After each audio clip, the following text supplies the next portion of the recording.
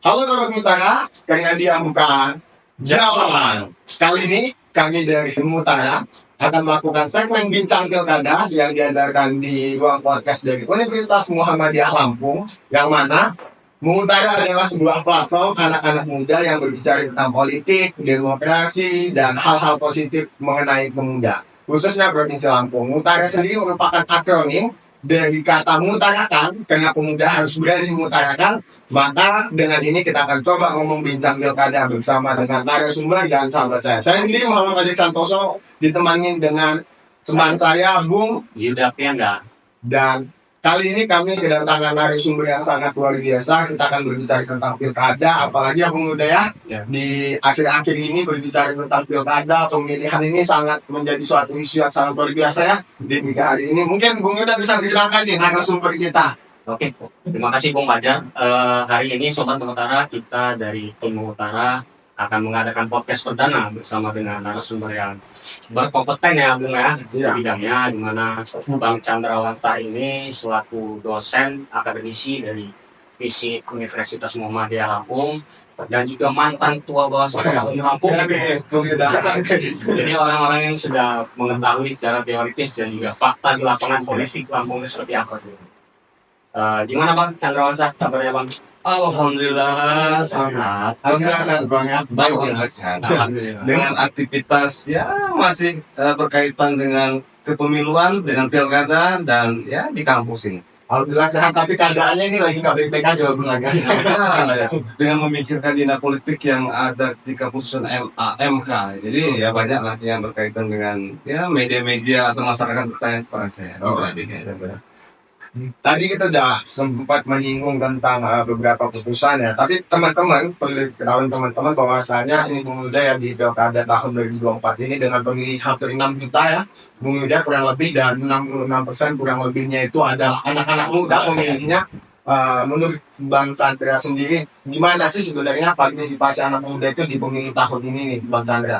Ya, partisipasi anak muda ini menentukan juga terkait dengan banyaknya anak muda yang terlibat, yang bisa menentukan, yang bisa merubah haluan masyarakat secara luas. Bagaimana bisa merubah itu saya? Karena kan banyak para anak muda ini dengan konten-konten kreatornya yang bisa mempengaruhi bukan hanya ya di kaum muda saja mereka bisa mempengaruhi, tapi di kalangan masyarakat dengan ada konten kreator, dengan adanya isu-isu yang dikemas sedemikian rupa sehingga membuat masyarakat penasaran. Oh, seperti apa keadaan politik, seperti apa ketika adanya pilkada, bagaimana dengan informasi tentang calon-calon kepala daerah. Nah, ini saya rasa sangat menggait masyarakat yang bisa dibilang terpengaruh oleh konten-konten kreatif yang dibuat oleh kaum muda, khusus di Provinsi Lampung. Iya, ya ini sejalan juga nih Bang, makanya kita dari Mengutara hadir gitu kan, supaya anak-anak muda bisa mengutarakan gitu apapun yang menjadi passionnya, entah itu gamers atau apa, bisa sama-sama diskusi gitu Bang. Nah, Iya. kalau Bang Chandra kita lihat langsung nih Bang ke dinamika politik di Lampung kemarin Bang, yang paling terbaru kan semalam ada rekomendasi dari Golkar Kepada media. Kalau lihat peta politik kan baru satu calon nih Bang yang sudah muncul kan. Iya. Baru satu calon untuk pilkada Lampung nih. Apakah nanti akan menjadi satu pasang atau dua pasang? Nah ini menurut Bang Chandra untuk kesehatan demokrasi kita seperti apa sih Bang? Iya, kalau pengennya kita sebagai pemerhati, sebagai orang yang memang pernah terlibat di pemilu pilkada, ya kalau bisa kan lebih dari satu, biar dinamika politik, dinamika demokrasinya kan kerasa. Iya. Masyarakat punya pilihan. Iya. Oh, ini visi dan misinya seperti ini. Oh, ini visi dan misinya seperti ini. Enak kan seperti itu. Daripada kita disodorkan dengan kota kosong. Seolah-olah tidak ada pilihan. Iya. Sama tadi. Nah, ini yang kadang-kadang yang membuat kita ya setidak-tidaknya kesadaran partai politik untuk bisa berkompetisi dan bisa mencalonkan calon mereka sendiri. Ya bagaimana kalau kita lihat misalkan, ya partai A mencalonkan partai B, partai A mencalonkan orang yang bukan partai dia. Seharusnya, ya bukan kadernya, seharusnya dari awal kan sudah bisa memperkirakan, sudah bisa setidaknya mempersiapkan kadernya untuk bisa ditarungkan di pilkada, baik bupati, wali kota maupun pilgub. Tetapi kenyataannya sekarang ya hanya satu calon yang muncul di permukaan. Ya, dia jihad di mana-mana pun juga. Sampai tadi malam ya, sampai pukul 11 malam saya lihat, saya pantau, nah keluarlah rekomendasi dari Komnas untuk menyelesaikan jihad. Ini kan sangat, ya bisa dibilang sangat juga membuat orang berpikir bahwa ini arahnya untuk melawan kota kosong pasti terawasan semua. Semakin dekat. Semakin dekat dengan adanya kota kosong. Iya. Ya walaupun untuk saat ini kan ada PDI. PDIP yang belum menentukan sikap calon mana yang akan didukung. Apakah memang mereka ingin mencalonkan Umar Ahmad sebagai ya kader mereka, ataukah nanti bergabung dengan koalisi kemungkinan? Nah ini yang menjadi ketakutan kita, sehingga nanti lawan kota kosong. Nah dengan adanya sebenarnya, dengan adanya putusan MK, dengan adanya terbitnya PKPU 10 ya Revisi. yang baru dua juga tadi malam PKPU 10, saya rasa sangat juga membuat partai politik yang punya keinginan untuk bisa mencalonkan kadernya ini sangat terbuka. Betul. Iya. Bagaimana tidak terbuka dengan modal 7,5 suara Iya. sah ya. Bisa Kalau kita lihat dari DPT kita sampai dengan lanjutan 539 ya masih bisa Betul. PDI di Provinsi Lampung untuk mencalonkan kader mereka. Iya. Nah, ini dibuka ruang sebenarnya dengan regulasi, seharusnya mereka secara cepat untuk bisa mengambil kesempatan ini, mencalonkan kader mereka. Ya, nah kalau masih juga nanti berkoalisi ya sudahlah, tanpa ambil lawan kota kosong. Kalau dengan melawan kota kosong ya ambil ya sama saja dengan yang sebelum dibuka keran tersebut. Saya rasa ya harapan masyarakat untuk melihat kompetisi antar calon, ya kalau melawan kota kosong sudah selesai. Ya walaupun aturannya di Undang-Undang 10 tahun 2016 di PKPU-nya nanti ya terpaksa melawan kota kosong yang sudah bisa diprediksi dalam masyarakat secara luas. Saya rasa bahwa calon A pasti akan menang. Ya walaupun ada sejarahnya, ada historinya bahwa di Makassar ya Sulsel ya sampai menang kota kosongnya dengan calon yang punya partai politik yang koalisi gemuk. Tapi kalau untuk di Lampung saya rasa dengan hal yang demikian ya nggak susah ya kayaknya masih menangnya yang ada calonnya di kota kosongnya. Walaupun ini ya diperbolehkan dalam demokrasi, ya kita melihatnya ya dari masyarakat, dari para pemerhati, ya akademik saya rasa ya kurang enak aja ngelihatnya. Lawan calon dihadapkan dengan kota kosong. Artinya peranan partai politik ini krusial ya Bang ya, kan salah satu peran partai politik adalah pendidikan politik, organisasi. Nah, melihat partai politik sekarang ini gimana sih Bang? Terutama ini sih Bang, kaderisasi yang ada di partai politik itu kayaknya bahasa anak-anak sekarang itu karibitan gitu ya. Iya. Langsung nih tanpa melihat dari pengkaderan. Biasanya kan kalau di partai politik itu berjenjang nih. Melihat dari putusan MK ini sebenarnya kan memberikan angin segar baru nih bahwasanya untuk kota kosong atau lawan bayangan itu untuk tidak ada. Nah makanya kemarin kan banyak nih anak-anak muda udah pada mau demonstrasi gitu ya, Iya. mendukung putusan MK yang katanya mau tidak digunakan saat penetapan yang ada di DPR. Dan alhamdulillah kan ternyata peluang dari MK tersebut menetapkan juga PKPU bahwasannya anak muda mengikuti putusan MK, anak muda itu boleh ikut berperan dalam kontestasi politik. Tapi pertanyaannya Bang, kaderisasi ini sebenarnya jalan nggak sih di partai politik itu? Ya itu kan saya tadi sebenarnya memang kaderisasi seharusnya disiapkan untuk tarung dalam perhelatan pilkada oleh partai politik. Tapi kenyataannya partai politik banyak yang mencalonkan orang di luar kader mereka. Jadi kalau pertanyaannya berhasil atau tidak kaderisasi dari mereka. Nah, tetapi karena partai politik bukan hanya melihat berhasil atau tidaknya, mereka hanya melihat popularitas, elektabilitas orang. Jadi ketika partai A ini mempunyai kader yang popularitasnya, apalagi misalkan incumbent, terkadang partai B, C, D ini ya mereka pasti akan melihat, oh mungkin karena ini elektabilitasnya bagus, mereka jadinya ya berkoalisi untuk mengusung ya kader partai A.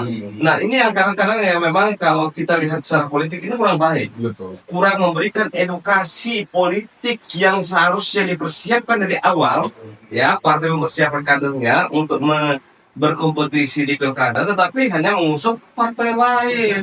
Apalagi kalau mempersiapkan ya melawan kotak-kotak kosong tadi kan, Iya, bagaimana pendidikan politik di tengah masyarakat, bagaimana nanti misalkan masyarakat yang ingin menjadi bagian dari lembaga yang pengawasnya, lembaga yang memantaunya, karena nanti kalau dia kotak kosong yang berhak melaporkan ini hanya pemantau pemilu. Iya. Pemantau pemilu, Pemantau pemilu ya. Iya, karena partai politik mengusut kota kosong nggak ada. Jadi ya mereka ini pemantau yang mempunyai hak untuk bisa memantau dan melaporkan kepada pengawas pemilu misalkan apabila terjadi misalkan yang calon yang diusung dalam partai tadi melakukan pelanggaran. Jadi pemantau yang mempunyai haknya. Ya. Nah, dalam edukasi politik tadi saya rasa ya itu yang kurang, mencalonkan calon yang bukan partai dia. Nah, ini kan aneh aja mencalonkan, tetapi karena diambil untuk bisa ya termasuknya Kepentingan. kepentingan sesaat pragmatis, mungkin bisa jadi deal-dealan, Ya. nanti setelah jadi ya saling jaga, Aman lah ya. saling aman gitu. Artinya kalau Bang Chandra tadi bilang ada popularitas, elektabilitas. Elektabilitas, Kalau ya. politisi itu bilang satu lagi Bang, isi tas. Popularitas, elektabilitas. Nah, kalau Abang melihat itu gimana Bang? Iya, ya memang saya setiap ditanya dengan teman-teman media, baik cetak maupun elektronik, karena beberapa TV, saya sampaikan bahwa yang menentukan calon itu jadi pemenang ada 3. Yang pertama ya, Ya. ini dari di dalam penggerakan tim, struktur partai politik atau tim Ya. harus digerakkan kan. Kalau timnya solid, nah ini awal untuk kemenangan sudah tercapai. Aman. Yang pertama aman. Yang kedua, lanjut isi tas aja. Isi tas aja. Nggak mau lagi Bang. Kalau tidak ada isi tas, bagaimana menggerakkan tim? Bagaimana ingin mensosialisasikan? Kalau isi tasnya, ya secukupnya. Iya, tidak mencukupi, tapi secukupnya saja. Tidak bisa. Ya, untuk menjadi pemenang, ya dalam perhelatan akbar pilkada, ini juga menjadi salah satu bagian terpenting isi tas atau pendanaan ya untuk menggerakkan tim, untuk menggerakkan ya kampanye, penggerakannya isi tas itu. Yang ketiga yang terakhir, ya pasangan calon juga harus terlibat langsung untuk kemenangan, turun langsung dari menyampaikan visi dan misi, bukan hanya ditugaskan kepada tim yang solid tadi, tapi ya setidaknya calon juga harus turun ke lapangan untuk menyapa masyarakat secara luas. Profesi lampu, semua harus didatangi, semua harus ditemui. Setidak-tidaknya, ya misalkan 15 kabupaten, setidak-tidaknya 2 kali atau 3 kali, ya kan? Ya. Dalam ketika berkampanye harus disapa masyarakat. Ini sangat menentukan, ya. Tim yang solid, pendanaan atrasitas, yang ketiga itu calon harus terlibat langsung untuk pemenang. Nah, saya rasa dengan 3 hal tersebut, saya rasa misalkan Mas Yuda pengen nyalon, juga isi tasnya sangat menentukan. Walaupun secara umur sudah bisa jadi waktu 25. Gua bu, karena kalau gua belum, karena kan 25. keputusan MK bukan hanya terkait dengan 7,5 untuk Lampung misalkan, karena dihitung dari 6,5, 7,5, 8,5 sampai dengan berapa persen itu yang tergantung dengan jumlah penduduk dilihat dari DPI-nya, daftar pemilih ini, tapi juga memutuskan yang putusan MK yang putusan 70 kan, MK yang 70 itu terkait dengan umur, ya usia. Yang pertama KPU memang ketika pendaftaran ya dirubah dengan putusan MA Mahkamah Agung dengan melihat yang diperbolehkan itu ketika akan pelantikan harus 30 ya, dan terpilih ketika mau dilantik harus 30. Nah dirubah lagi dengan ada yang mengubah di MK, jadi putuskan MK bahwa 30 dihitung ketika penetapan. Jadi penetapan itu tanggal 22 Oktober itu harus sudah berumur 30 tahun. Sudah cukup kan umurnya? Iya, sahabat banget. Nanti jadi wakil 25 tahun.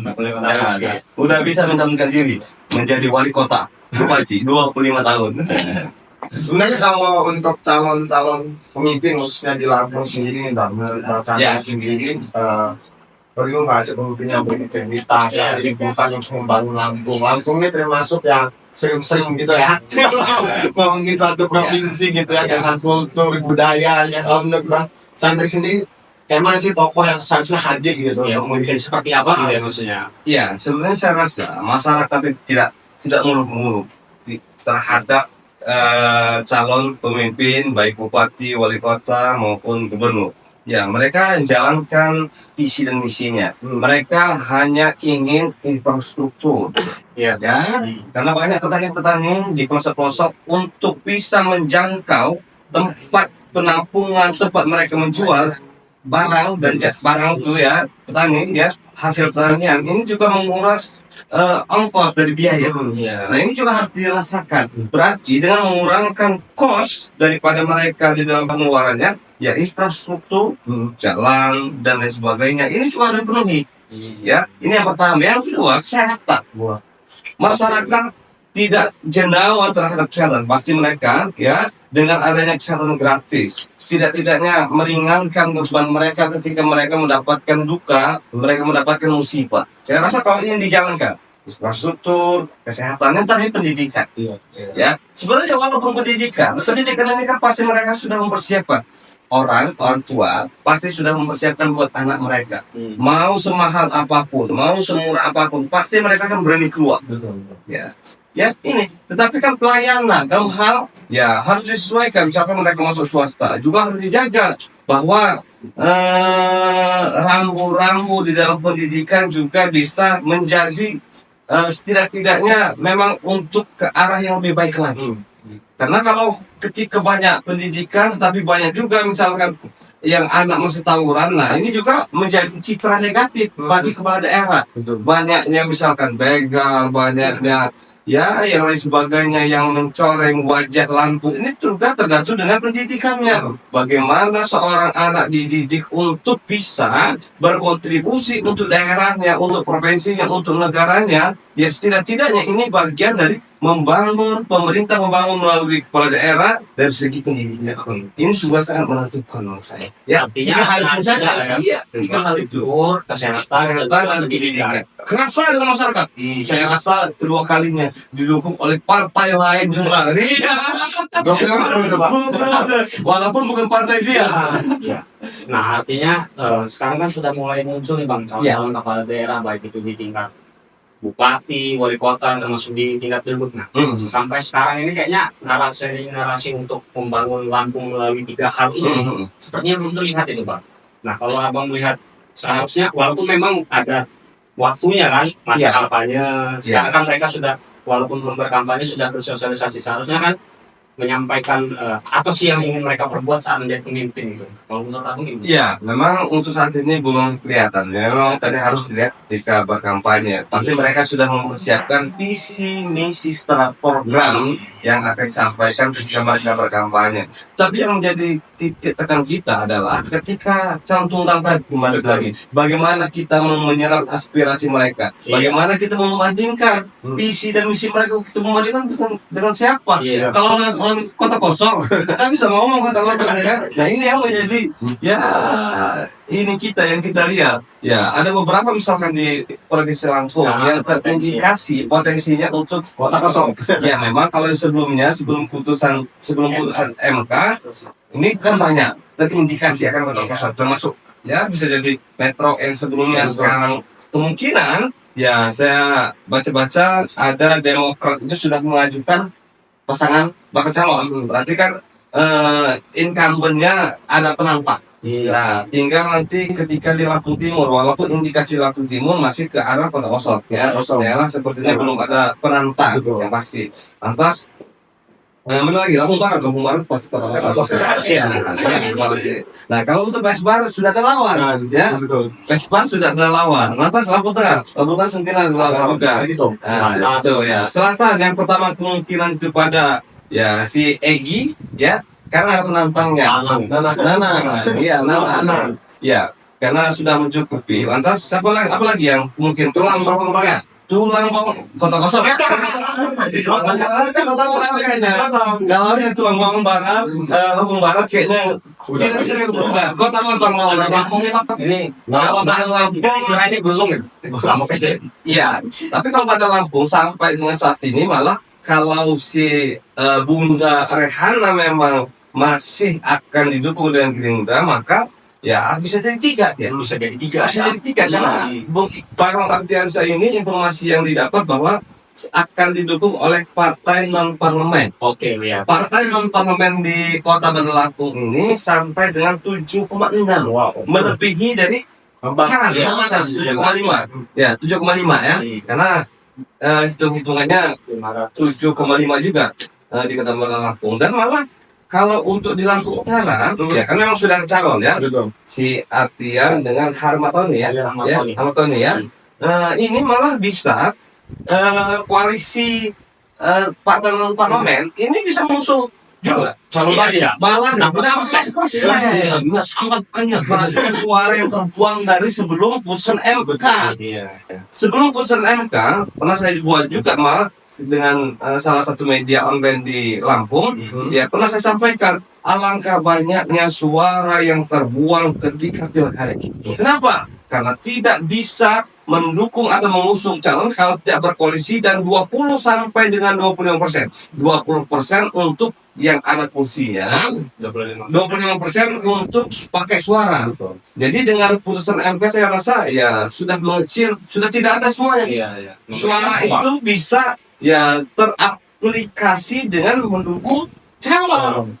Nah, ya kayak tadi Lampung Utara, mereka bergabung koalisi besar, 16%. Iya, walaupun non parlemen. Iya. Ya, di Kota Bandar Lampung yang bisa mengusung. Nah, ini ada 2 tempat yang bisa mengusung. Saya rasa seharusnya partai politik non parlemen ya sudah berani saja untuk menantang calon dari partai yang berkursi. Sangat luar biasa, nanti saya rasa ya heboh juga kan, enak juga kita nonton kan, berkompetisi melalui partai non parlemen. Ya. Cuma di Provinsi Lampung yang tidak bisa, karena Provinsi Lampung bisa berapa? 6 ya? 6%.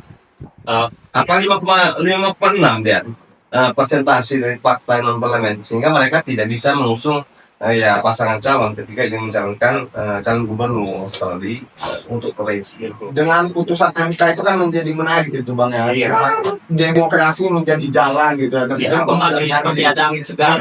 Saya sangat setuju sebenarnya dengan mahasiswa yang sent to MK. Iya. Ya, ini mengamankan putusan MK. Ya, walaupun kita lihat dinamikanya banyak DPR yang ya tidak satu suara ingin mempertahankan putusan MK, ingin mengubah RUU dengan menerbitkan RUU yang begitu cepat. Gimana aja yang dulu sebelumnya ya keputusan MK tentang umur calon presiden ya yang tidak ada sama sekali gejolak sedikit pun. Nah, ini baru terbit putusan MK hari ini, besok sudah mau sidang baliknya untuk meluruskan ketika ada yang kurang baik, masih kurang bengkok putusan MK. Nah kan luar biasa masyarakat masih menilai, terutama mahasiswa. Ya, mahasiswa, para komika, artis yang tidak selaras dengan ya yang akan dilakukan. Iya, rektor, akademisi yang tidak sesuai dengan ya gelagat dari DPR RI yang ingin ya buat RUU secepatnya. Itu jauh itu Bang, katanya pembahasannya. Banyak secara nggak langsung politik sekarang ini banyak masyarakat yang sudah melek gitu Bang. Ya. Peduli dari tingkatan mahasiswa, masyarakat organisasi sipil gitu kan, dari aktivis dan lain sudah mulai peduli. Yang sebelumnya kayak Abang bilang tadi di MK itu sebelum penetapan untuk presiden nggak ada yang peduli, nggak ada aksi. Ketika memang diserukan untuk ini berarti sudah banyak yang peduli. Nah, menurut Abang sendiri, anak-anak muda ini peran untuk pemilu kali ini selain sebagai pengawas itu apa sih Bang? Dari juga kita bisa dorong anak-anak muda ini khususnya di Provinsi Lampung untuk tetap di pilkada ini bisa berpartisipasi secara penuh gitu, bukan hanya sebagai objek aja gitu, sebagai penyumbang suara gitu. Gimana Bang menurut Abang? Menurut saya memang setiap pemilihan maupun pemilihan untuk pemilihan kepala daerah, pemilu untuk pemilu legislatif ya, ini wajib semua masyarakat terlibat. Bagaimana kita setidaknya berkontribusi untuk demokrasi kita, ya. Misalkan melaporkan kepada pengawas pemilu, misalkan ditemukan adanya dugaan pelanggaran pemilu, ya, melihat saja daftar pemilih kita, apakah saya masuk dalam daftar pemilih apa enggak? Ini kan keterlibatan kita. Betul. Nah, inilah yang kadang-kadang saya lihat beberapa konten kreator yang dibuat oleh kaula muda, oleh Gen Z ya, di dalam sosialisasi masyarakat juga ada beberapa sosialisasi yang dilakukan oleh penyelenggara pemilu seperti KPU terkait dengan hal itu juga karena sangat penting daftar pemilih ini sepalit mungkin. Ya, karena salah satu bagian yang bisa dicurangi, yang bagian yang akan dicurangi dan dicurangi adalah daftar pemilih. Ya, kalau kita terlibat, bagaimana kita setidaknya mempengaruhi daftar pemilih kemarin dengan melihat apakah kita masuk dalam daftar pemilih atau enggak. Apakah orang tua kita ataukah tetangga kita masuk dalam daftar pemilih atau enggak? Kita lihat dalam pengumuman mereka. Kalau tidak masuk, maka kita punya kewajiban untuk bisa menyapa penyelenggara pemilu. Sampai rumah kita misalkan penyelenggara pemilu, atau kita mendatangi langsung, menyampaikan bahwa kita tidak masuk dalam daftar pemilih tersebut. Atau kita melihat kalau tetangga kita mengarung misalkan masuk dalam daftar pemilih, kita sampaikan juga. Takutnya nanti kita harus berpikir negatif memang. Ya, kita berpikir negatif untuk apa? Untuk kebaikan. Ya, kita berpikir bahwa ini sudah amal, tapi kok masih ada dalam daftar pemilih. Kita sampaikan ya bahwa ini sudah meninggal, bahwa ini sudah tidak yang seharusnya masuk dalam daftar pemilih. Ini salah satu keaktifan kita sebagai warga negara, sebagai anak muda untuk berkontribusi dalam semua hal, termasuk menyebarkan berita-berita yang baik dan benar, jangan hoax. Atau ya politik identitas sebenarnya kan kurang baik, apalagi kalau disulut dengan politik identitas tadi. Ya masalah ini ras, agama, suku, agama, syarat. Ini luar biasa kita dengan ya Lampung ini sangat ya heterogen. Sukunya banyak, agamanya banyak. Indonesia ini ya Lampung juga. Jadi ya politik identitas jangan sampai menjadi ajang untuk bisa atau untuk dilakukan atau untuk digunakan sebagai bahan kampanye politik. Anak muda ini mas bertanggung jawab. Peranan anak muda ini sangat tinggi gitu bang ya. Iya. Paling rendahnya ya cek dulu di PT. Kalau enggak itu paling rendah. Kalau mau lebih terlibat aktif ya itu pengawasan, melaporkan apapun kejadian di daerahnya gitu. Atau ikut itu tadi pemantau pemilu. Apa lagi kan? Yang dilakukan terjadi kita menjadi pemantau pemilu. Jadi itu Lampung Barat menjadi pemantau pemilu karena ya di pilkada maupun pemilu yang bisa melaporkan itu hanya orang yang mempunyai KTP setempat. Kalau kita Bandung Lampung melaporkan untuk Bandung Lampung, tidak bisa melaporkan untuk kabupaten lain kecuali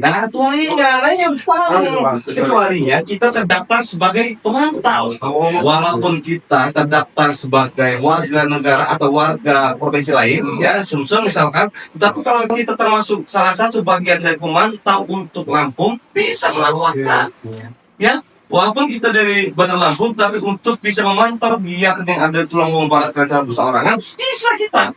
Nah itulah yang menjadi pokok bahwa ketika masyarakat menjadi seorang pemantau bisa untuk melaporkan dugaan pelanggaran kepada pengawas pemilu gitu. Nggak semena-mena nanti calonnya tadi kan mata-mata kosong nanti bawa kalau di Makassar ya karena setelah itu menang kota kosong ya setahun berikutnya ada pemilihan serentak jadi mereka atau calon tadi bisa mengikuti pemilihan. Kalau untuk yang sekarang karena pemilihan yang akan datang ini tahun 2029 jadi ditunggu udah lama bang. iya izinnya tahu tahun kan jadi pemilihannya ketika 5 tahun yang akan datang jadi dipimpin oleh ASN pasti karena yang bersangkutan ditunjuk oleh gubernur ya ACC dari menteri atau nanti sebagai kalau dia gubernur nanti ya ditunjuk dengan menteri atau sama presiden. Nah ini yang membedakan kalau untuk yang sebelumnya dengan pemilihan yang dimenangkan oleh kota kosong ya di zaman atau di tahun 2024 Indonesia. Mungkin bisa nih bang di segmen terakhir ini abang berikan pesan buat teman-teman pemuda khususnya di Provinsi Lampung terkait pilkada ini tentang partisipasi anak muda nih bang, dari mereka ikut terus mengawasi ini. kasih quotes terbaik. Quotes terbaiknya. Ya, saya mengimbau kepada masyarakat, wabil khusus pada ya pemuda-pemuda di Lampung untuk berkontribusi dalam pemilihan bupati maupun wali kota ataupun gubernur di Provinsi Lampung. Karena kita semua harus terlibat agar memang demokrasi ini sejalan dengan prosedural, sejalan dengan aturan yang ada. Nanti secara substantifnya menurut saya akan mengikuti dengan kontribusi kita. Pasti secara positif dan substantif yang kita gaung-gaungkan ingin kita capai, saya rasa akan tercapai apabila semua lapisan masyarakat, wabil khusus kaum muda terlibat dalam setiap tahapan pemilihan yang tahun 2024 akan dilaksanakan. Oke, siap. Terima kasih Bang Chandra ini sudah hadir di podcast perdana Utara. Ya. Banyak hal yang mau kita bahas lagi. Ya, Bang Chandra. Ya, terkait dengan dinamika politik ini kayaknya sejam lebih bisa.